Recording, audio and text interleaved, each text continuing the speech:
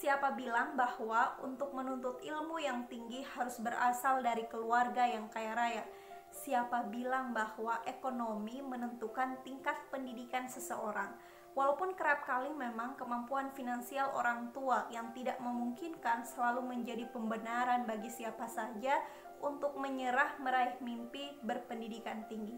Video ini khusus saya buat kepada adik-adik SMA yang baru saja lulus dan ingin melanjutkan pendidikan ke perguruan tinggi namun memiliki keterbatasan di bidang ekonomi.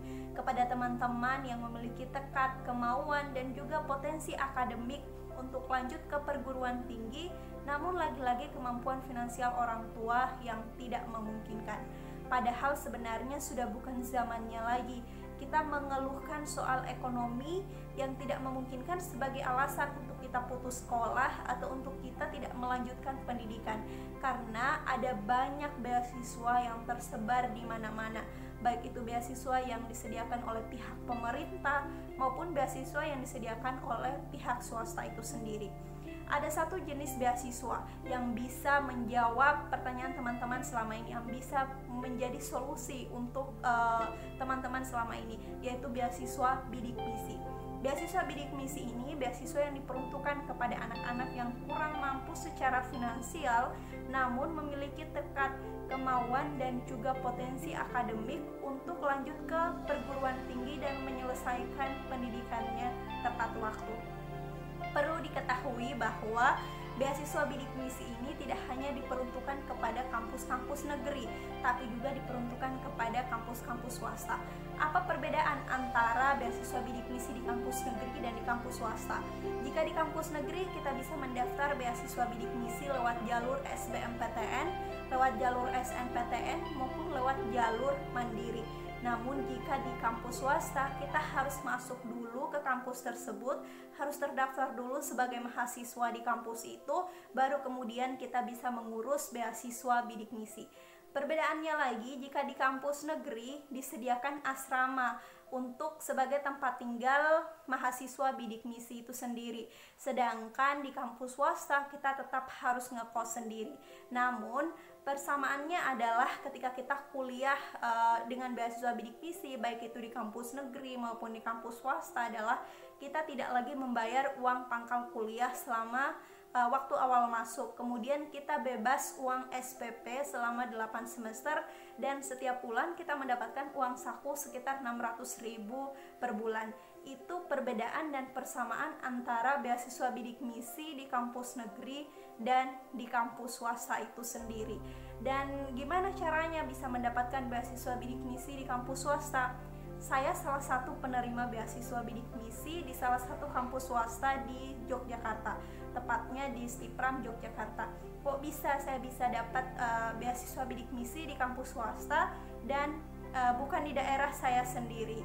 Pertama, caranya adalah mencari informasi sebanyak-banyaknya. Ketika kamu meniatkan untuk masuk kampus tersebut, maka mulai mencari informasi lewat website-website kampus maupun pada saat ospek.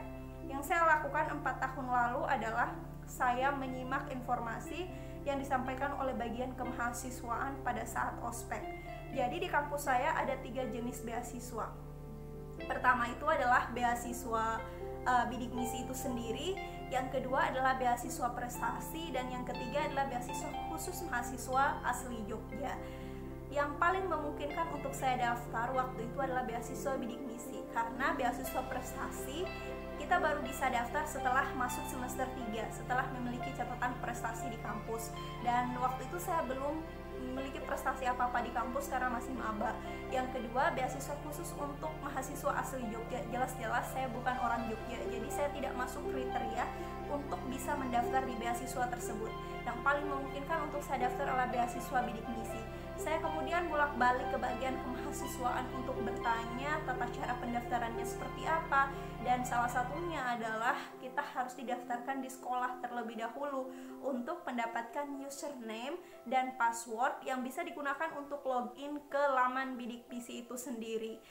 Kemudian saya menelpon bagian salah satu guru saya di sekolah untuk didaftarkan agar saya bisa mendapatkan password dan juga username. Alhamdulillah waktu itu fast respon, dan dengan cepat dalam waktu 1 hari saya sudah bisa mendapatkan password dan username. Lalu saya login ke akun Bidik Misi itu sendiri, memenuhi segala persyaratan-persyaratan dokumennya, lalu mengumpulkan ke bagian kemahasiswaan di kampus. Hanya menunggu 3 bulan saja informasinya sudah keluar. Dan pertama kami diminta untuk membuat ATM mandiri, dan 1 bulan kemudian kami diminta untuk membuat rekening BTN itu sendiri. Dan artinya ketika kita diminta untuk membuat rekening BTN itu, artinya kita sudah dinyatakan diterima sebagai penerima beasiswa Bidik Misi, dan seluruh uang pangkal yang dibayarkan di awal kuliah itu dikembalikan kepada mahasiswa, dan mahasiswa penerima beasiswa Bidik Misi pun bebas uang SPP selama 8 semester. Jadi saya hanya membayar uang kos itu sendiri. Pertanyaannya kemudian, masih adakah Bidik Misi di tahun 2020? Saya membaca beberapa artikel, beasiswa Bidik Misi 2020 ditiadakan, namun diganti dengan KIP kuliah, yang artinya Bidik Misi dan KIP kuliah, persyaratan Bidik Misi dan KIP kuliah itu sendiri sama saja. Yang membedakannya adalah mungkin teman-teman harus punya kartu KIP itu dulu terlebih dahulu ketika masih SMA, itu kemudian bisa digunakan sebagai syarat untuk mendaftar beasiswa Bidik Misi.